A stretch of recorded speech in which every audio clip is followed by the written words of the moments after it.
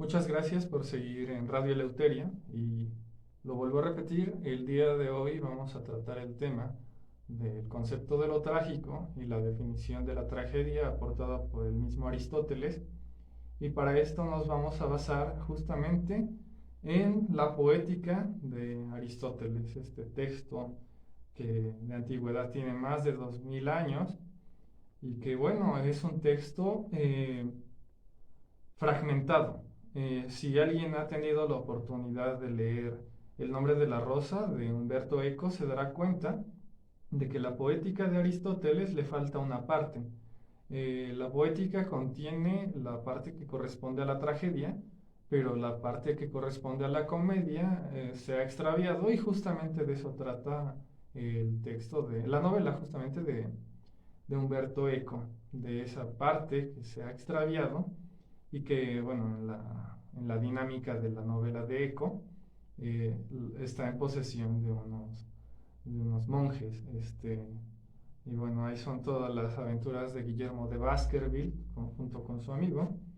Y bueno, eso es por una parte, hablar sobre una aproximación al texto de la poética de Aristóteles.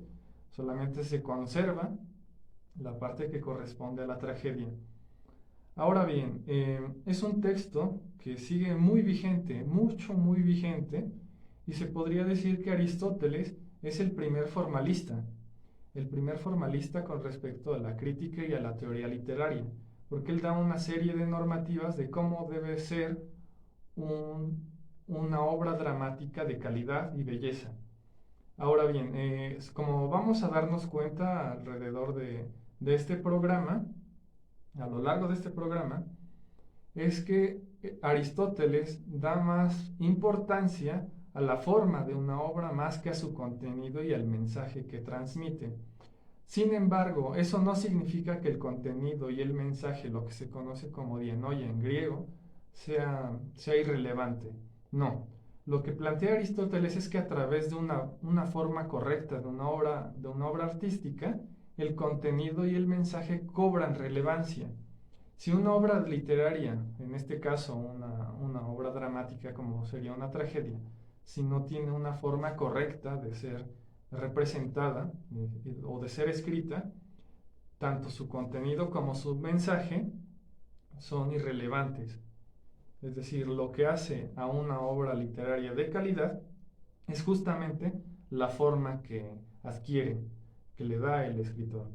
Ahora bien, en el inicio de la poética de Aristóteles, él plantea justamente lo que se podría denominar como el origen de la obra de arte. Él de hecho hace una génesis y una exégesis de lo que es el origen de una obra de arte, y es justamente lo que él llama mímesis. Esto ya es un poco problemático en nuestra perspectiva, en nuestro horizonte cultural del siglo XXI, pero bueno, es muy muy importante ponerlo sobre la mesa porque el concepto de mímesis, que en griego significa imitación, Aristóteles lo coloca como el origen de la obra de arte. Y él plantea que justamente a través de la imitación se desarrolla el aprendizaje, porque el hecho de imitar es connatural al ser humano. Y el ser humano aprende en la medida en que imita acciones de la realidad. Eso es lo que plantea Aristóteles en el inicio de la poética. La imitación es connatural al ser humano porque el ser humano adquiere conocimiento a través de la imitación de la realidad. Bueno, ese es su planteamiento. Esto puede ser discutible, pero es lo que él dice en la poética. Ahora, en segundo lugar, lo que plantea Aristóteles es que el hombre experimenta placer a través de las representaciones imitativas. Ahora bien, con respecto a la problematización que se plantea con el término de la diégesis, eh, recordemos lo que plantea Platón en su República Ideal, en el que él expulsa a los poetas de su República Ideal con el argumento de que son malos imitadores de la realidad. Platón los plantea como mentirosos, y el mentiroso no tiene lugar en la República Ideal de Calípolis. Sin embargo, en el texto de Aristóteles, ya sea en la poética o en la metafísica, Aristóteles hace una respuesta en el sentido de que Platón está cometiendo un error de categoría porque los poetas no es que imiten la realidad tal cual es, sino la realidad como debería de ser. Por lo tanto, se está planteando en un ideal de realidad. Por lo tanto, el argumento de Platón con respecto a los poetas es un error de categoría.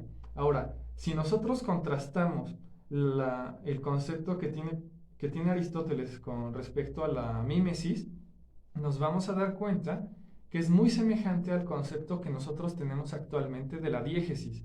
La diégesis es un universo ficticio que se plantea en obras de ficción, lo que se conoce como literatura de imaginación.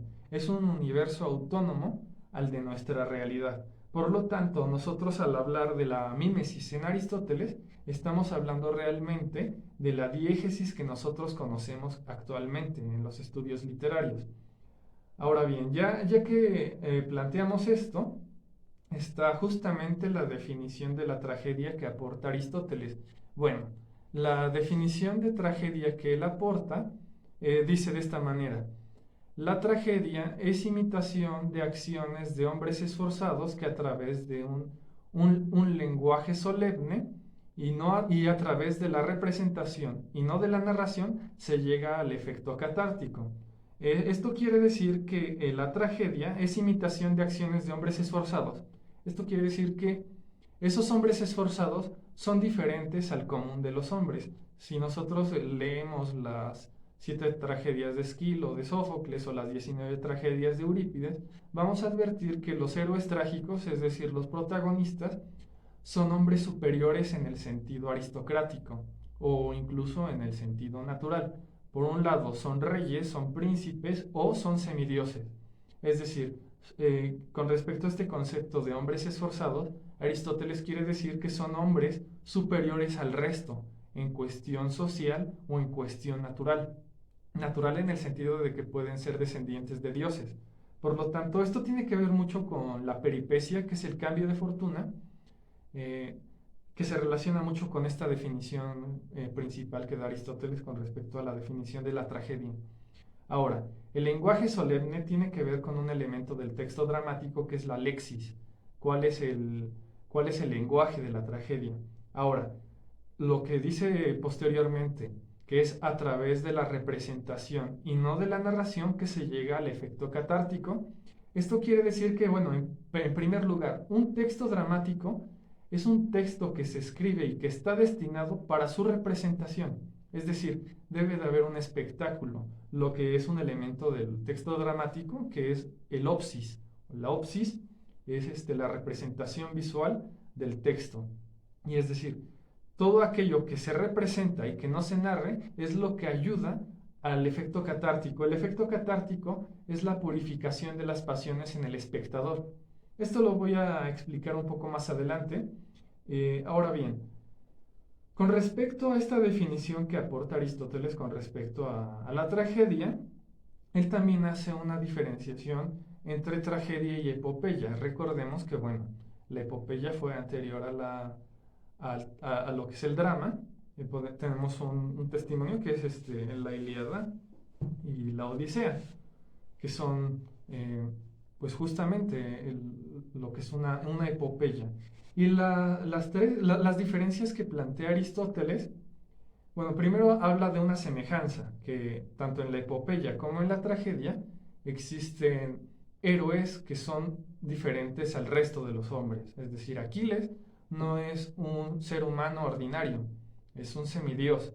Y aparte era rey de Fitia, es decir, era tanto monarca como semidios, es decir, era un hombre superior al resto. Ahora bien, otro rasgo que comparte tanto la epopeya como la tragedia es justamente un lenguaje solemne. Sin embargo, las diferencias consisten en lo que se le llama las 3 unidades dramáticas. Con respecto a la tragedia, la primera unidad es la unidad de acción, es decir, la acción que se desarrolla en una obra dramática, ya sea una comedia o una tragedia, esa acción debe de estar delimitada a una sola línea narrativa, es decir, la historia de un solo hombre. Eso no sucede en la epopeya. En la epopeya podemos encontrar diferentes historias que se interrelacionan y que, bueno, no cumplen con esta unidad, es decir, una sola línea narrativa, sino que son varias que se cruzan. Eso no pasa en la tragedia o en la comedia, es decir, en un texto dramático es solamente una línea narrativa representativa. Ahora bien, otra diferencia que existe en la tragedia que difiere de la epopeya es la unidad de espacio. En la epopeya encontramos muchos espacios en donde se desarrollan acciones. Eso no ocurre en el teatro clásico helénico. En el teatro clásico helénico, por ejemplo, si nosotros recurrimos a la lectura de Edipo Rey de Sófocles, podemos encontrar que la acción solamente se desarrolla frente al palacio de Tebas. Bueno, eso es otra diferencia. Una más es la unidad de tiempo. Eso Aristóteles lo define así. La unidad de tiempo que se desarrolla en una obra dramática no debe de rebasar las 24 horas, es decir, un ciclo solar. Eso lo podemos igual ver en el Edipo Rey, en el que la acción solamente se desarrolla en unas cuantas horas. La acción representativa es de unas cuantas horas, no son varios días. Eso lo podemos contrastar justamente con la Ilíada, en donde la unidad de tiempo es muy, muy larga. Bueno, esto lo vamos a retomar un poco más adelante. Ahora, con respecto a los 6 elementos del texto dramático, Aristóteles los plantea así. Es mitos, ethos, lexis, dianoia, opsis y melos, que en griego significa, bueno, mitos es la acción, el ethos es el carácter de los personajes, la lexis es el lenguaje de la tragedia o el lenguaje de la comedia. La opsis es la representación visual, el espectáculo. La dianoia es el mensaje, las máximas, la enseñanza que da el texto. Y finalmente es el melos, que recordemos que en el teatro clásico helénico las obras teatrales eran acompañadas de elementos musicales. Esos son los 6 elementos del texto dramático. Ahora, iniciando con el análisis del el primer elemento, que es el mitos, la acción, cumple justamente con lo que es la primera unidad, la unidad de acción. La tragedia o la comedia deben de cumplir una sola línea narrativa representativa. Ahora bien, esto también conlleva a la estructura, es decir, a la forma, la combinación entre forma y contenido, lo que le da la estructura a la obra de teatro, es justamente la combinación entre contenido y forma. Aristóteles plantea que una obra dramática bella es la que cumple con 3 elementos, que es el orden, la proporción y la simetría. Por orden se refiere a que cada parte de la unidad debe de tener su lugar propio, es decir, cada cosa debe de estar en su lugar. A eso se refiere con el orden.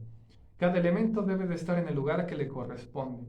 Ahora, la proporción se refiere justamente al tiempo o al espacio, podría ser ambos, en el que no es ni muy extenso, pero tampoco muy pequeño. Aristóteles plantea que algo bello es algo que la vista lo puede cubrir. Si es muy grande, no se puede ver, y si es muy pequeño, de la misma manera. Es decir, debe de tener una proporción adecuada. Y finalmente la simetría. Y por simétrico se refiere a que no esté chueco, pues, o sea, que coincida. A eso se refiere. Y una obra dramática bella, y finalmente el concepto de belleza que tiene Aristóteles, es muy formal, porque se refiere a un orden, a una proporción y a una simetría. Ahora, lo que son los componentes de la tragedia, los componentes que forman a la tragedia, son 5, que es la presentación de las acciones, el desarrollo, la crisis, la peripecia y la catástrofe. Bueno, empezando justamente por el desarrollo, encontramos estos elementos, lo que es el orden, la proporción y la simetría. Finalmente, posteriormente está la crisis, finalmente está la peripecia, y la peripecia conlleva la catástrofe. Por la peripecia nos referimos a un vuelco de fortuna. Ahora, Aristóteles es muy puntual en este sentido porque menciona que un personaje bueno que pase a desgracia es una obra cruel. Por otro lado, si un personaje malvado pasa a desgracia, es una obra banal. Lo que él plantea es que el personaje, el héroe trágico, no debe de ser ni bueno ni malo, debe de ser como el común de los mortales en relación a su carácter. No es ni completamente bueno, pero tampoco completamente malo. Y es preferible que la peripecia, es decir, el vuelco de la fortuna, no sea múltiple, solamente exista una, y ya sea al final de la obra literaria, y que ese vuelco de fortuna lleve a la desgracia al héroe trágico. Ahora, la catástrofe es lo que conlleva al efecto catártico. Por efecto catártico se refiere a la purificación de las pasiones, eso significa catarsis en griego. Catarsis es una purga, una purificación de las pasiones del espectador y que se compone de dos elementos, que es, en primer lugar, lo que él llama tremebundo, que es el temor, y lo miserando, que es la conmiseración, llamémosle compasión que le tenemos al héroe trágico. Temor quiere decir que nosotros tememos que nos pase lo mismo que le está ocurriendo al personaje literario, al héroe trágico en este caso, y lo miserando tiene que ver con la compasión que le tenemos al héroe trágico por aquello que le está ocurriendo, de acuerdo a la ficción que plantea el teatro.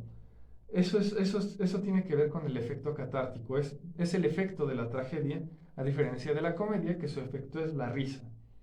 Ahora, un elemento más que se menciona en la poética es el patos griego. Eh, por patos significa la violencia representada en escena. El patos son aquellas acciones viles, viscerales, que tienen lugar en la trama, por ejemplo, asesinatos, eh, mm, acciones crueles que tienen que ver con la violencia representada. Eso se ve mucho en Shakespeare, especialmente en Macbeth. Sin embargo, Aristóteles es muy cuidadoso con este elemento porque plantea que si se desarrolla una escena visceral de horror en la escena, lo que va a provocar va a ser justamente horror y no va a conllevar al efecto catártico, porque en lugar de conllevar un efecto de temor y conmiseración, lo que va a provocar es horror. A eso se refiere con el patos, que es preferible que las acciones viles y viscerales no tengan lugar en la representación. Ahora, hablando justamente de la simetría de una obra dramática que se apegue al modelo aristotélico, es justamente la simetría. Por simetría entendemos a las escalas que tiene una tragedia. En realidad, cualquier texto dramático apegado al modelo clásico helénico, que sería el prólogo, el párodo, los episodios, los estásimos y el éxodo. A esto, estudiosos de la cultura helénica, como por ejemplo Alfonso Reyes en Crítica de la Edad Ateniense, a él esto le llama el orden trino, al prólogo, al párodo, a los episodios, a los estásimos y al éxodo.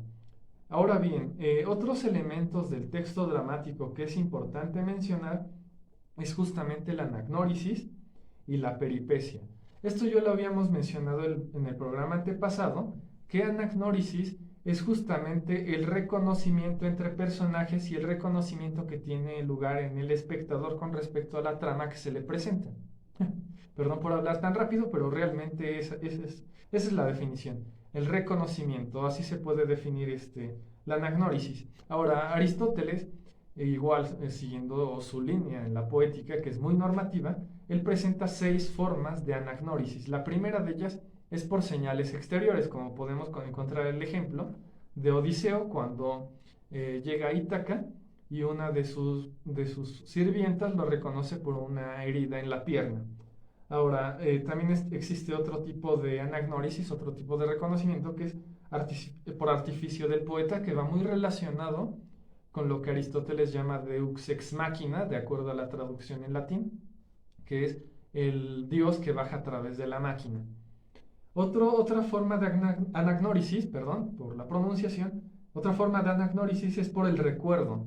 En este caso podemos recurrir a la tragedia de Ifigenia, en la que Ifigenia recuerda a su hermano Orestes, y Orestes recuerda a su hermana Ifigenia que fue sacrificada en Áulide. Ahora, también existe otra forma de anagnórisis que es a través del raciocinio, también lo podemos encontrar en Ifigenia, en Ifigenia en Táuride, o Ifigenia entre los tauros, en el caso de la obra de Goethe, Johann Wolfgang von Goethe. Ustedes lo pueden, yo lo recomiendo mucho, esa obra. También podemos encontrar otro tipo de anagnórisis, que es a través del falso razonamiento, y finalmente la anagnórisis a través de los hechos mismos, que Aristóteles encuentra en el Edipo Rey. De hecho, el Edipo Rey es, por decirlo así en términos aristotélicos, la obra dramática perfecta. Lo tiene todo, tiene tanto unidad de acción, unidad de tiempo y espacio, la peripecia es perfecta, la anagnórisis igual, o sea, es una obra que realmente está muy bien escrita. Podría decirse que es la tragedia perfecta, y es por eso que Aristóteles la utiliza como ejemplo. Ahora bien, Aristóteles plantea que existen dos formas de acción. Existe tanto una acción simple y también puede existir una acción compleja. Por acción simple es aquella acción, aquella obra dramática que no cuenta ni con anagnórisis ni con peripecia. Ya di la definición de peripecia, que es un vuelco de fortuna y que es preferible que sea de bien a mal, que sea un final desgraciado. Ahora, la acción compleja es precisamente eso. Es una obra que se compone tanto de anagnórisis como de peripecia, y Aristóteles siempre es muy puntual diciendo que después de la anagnórisis necesariamente debe de conllevar a la peripecia, porque a través del recuerdo de los hechos que se han realizado de manera inconsciente o voluntaria, que por lo regular es inconsciente y que es el mismo destino que orilla al personaje a cometer acciones que él no es consciente o que no quiso hacer realmente, y de esa manera se da la peripecia, es decir, un cambio de la fortuna, porque el héroe trágico se vuelve consciente de sus acciones, y eso es algo incluso poético y filosófico, porque el pasado es trágico.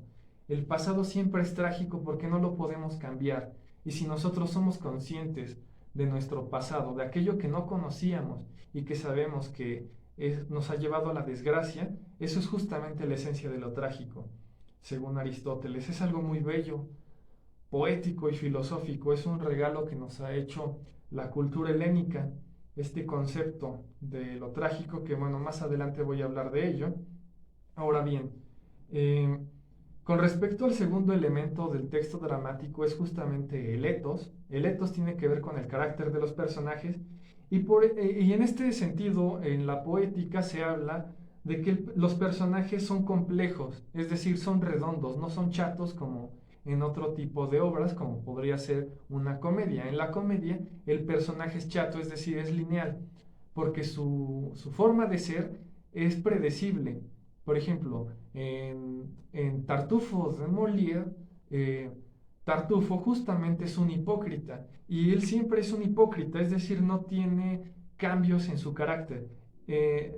Por otro lado, en la tragedia, el personaje trágico, el héroe trágico, es un personaje complejo en el sentido de que ni es completamente malo, ni es completamente bueno. Es decir, es, como lo diría Nietzsche, demasiado humano.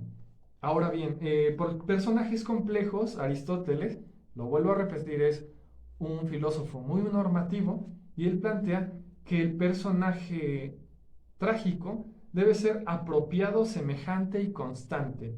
Apropiado se refiere a que si está desempeñando el rol de mujer, debe de ser apropiado con ese rol. El personaje debe de comportarse como mujer, es decir, ser apropiado con respecto al rol que se le presenta en la trama.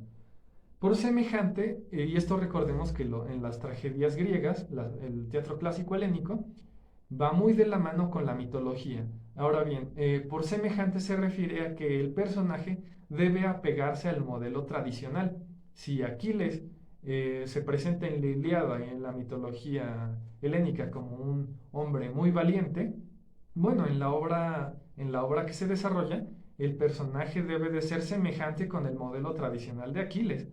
Ahora bien, por constante se refiere a que su carácter no debe de ser cambiante. Por ejemplo, si Aquiles se presenta como un personaje valiente, no lo podemos catalogar como cobarde en el desenlace de la pieza. A eso se refiere Aristóteles con el personaje. Debe ser apropiado, semejante y constante, pero a la vez un personaje complejo.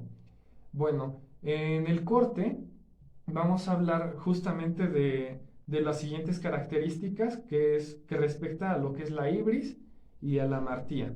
Por ibris, bueno, vamos a dar un pequeño adelanto antes del corte, que por ibris se refiere a un exceso de carácter, y por amartía se refiere justamente a un error trágico, y estos dos elementos son los más importantes en el texto dramático que vamos a dar en el siguiente bloque. Y bueno, muchas gracias.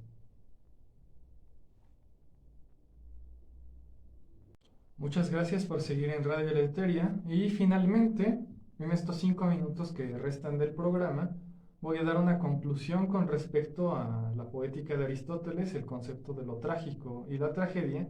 Y bueno, rápidamente, por ibris se entiende a un exceso de carácter en el sentido de que es aquel personaje que rebasa sus propios límites. Esto respecta a un concepto también de la antigüedad helénica que Werner Jaeger en Paideia menciona como Ate. La Ate es un demonio, una deidad demónica en la mitología griega que se refiere a la ceguera. Y la ibris va relacionada con la Ate, porque es cuando el héroe queda ciego de sus propias acciones y al estar ciego, al tener un exceso, es decir, al rebasar los límites de su propio carácter, lo lleva a cometer actos que él en su conciencia no podría cometer. Y la ibris conlleva a la amartía. La amartía es el error trágico. Es cuando se presentan dos opciones, pero ninguna de esas dos opciones es ni buena ni mala y ambas lo llevan a la desgracia. Ese pues, podría ser el ejemplo que está presente en la Orestiada, justamente en la última de las obras de Esquilo, que es Las Coéforas, en donde a Orestes se le ordena, Apolo le ordena asesinar a Clitemnestra para vengar la muerte de Agamenón, y Orestes tiene la opción de obedecer a la deidad, a Apolo, o de desobedecerlo. Si lo obedece, pues va a matar a su madre, y al matarla, las erinias lo van a atormentar. Y si desobedece el mandato de Apolo, justamente la deidad de Apolo lo va a castigar. Es decir, Orestes tiene dos opciones, pero ninguna de esas dos opciones son buenas. Ambas opciones lo llevan a la desgracia. A eso se refiere por amartía. Ahora bien, con respecto al concepto de lo trágico, es un concepto que es transdisciplinario, porque justamente surge a partir del subgénero dramático de la tragedia, pero es un concepto que nosotros usamos en el lenguaje cotidiano muy libremente. Por ejemplo, podemos no solamente definir a la tragedia como lo trágico, sino también definimos trágico, por ejemplo, a las novelas de Dostoyevsky, o definimos trágico a la filosofía de Kierkegaard. Es decir, lo trágico es algo que ya ha transgredido el ámbito de donde surgió, que es justamente del género dramático. Y ahora lo trágico se ocupa para definir otros aspectos de la realidad. Ahora, para puntualizar esto, ¿qué significa lo trágico? Ya dimos una definición de la tragedia, y la tragedia, vuelvo a repetirlo, es imitación de acciones de hombres esforzados que en un lenguaje solemne y a través de la representación y no de la narración se llega al efecto catártico. Bueno, esa es la definición de tragedia. Pero ¿cuál es la definición de lo trágico? Lo trágico, por ejemplo, Karl Jaspers, que son la esencia y las formas de lo trágico, él define lo trágico como el triunfo en el fracaso. Alvin Lesky también lo define de esa manera, que es cuando el cambio de fortuna de lo más elevado a lo más bajo nos lleva a la desgracia. Incluso está presente en una parte del coro de Edipo de moradores de mi patria, ved a Edipo, ved al hombre que leyendo los enigmas y que en Tebas fue señor. Ahora la Moira le ha vencido de huracán devastador. No llaméis dichoso a nadie hasta no haber cruzado los umbrales de la vida sin probar la adversidad. Eso se refiere a que lo trágico conlleva un vuelco de fortuna en el que el hombre se encuentra en lo más alto de la cúspide social y natural y de un momento a otro cae a lo más bajo.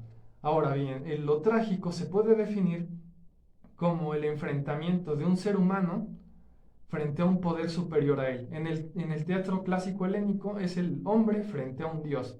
En el teatro romántico schilleriano sería el hombre frente a un gobierno tiránico. En el teatro realista naturalista, por ejemplo, en el de Ibsen, sería el hombre frente a la sociedad o a la moral, que también representa un poder.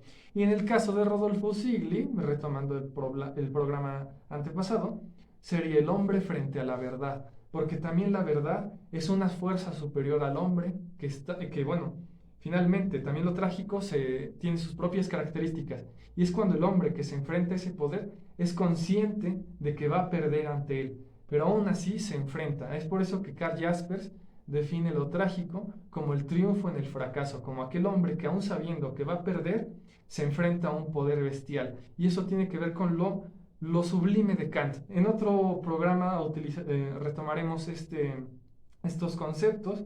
Por el momento agradezco a la Voladora Radio este espacio y a nuestra operadora Rocío, muchísimas gracias. Los esperamos en el siguiente programa. Gracias, Radio Eleuteria, viva la libertad y la verdad. Hasta luego.